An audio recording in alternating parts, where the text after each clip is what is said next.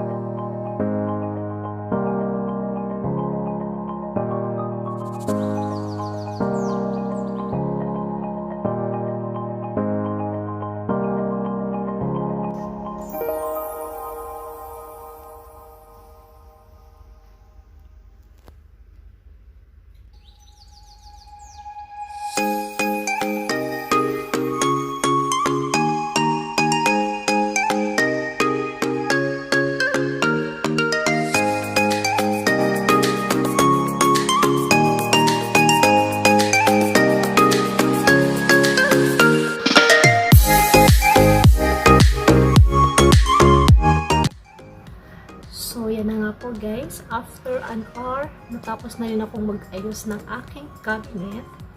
At separate ko na rin po yung mga damit na hindi ko na ginagamit. So, yan po sila. And ngayon, iniisip ko naman kung saan ko po ito pwedeng i-donate.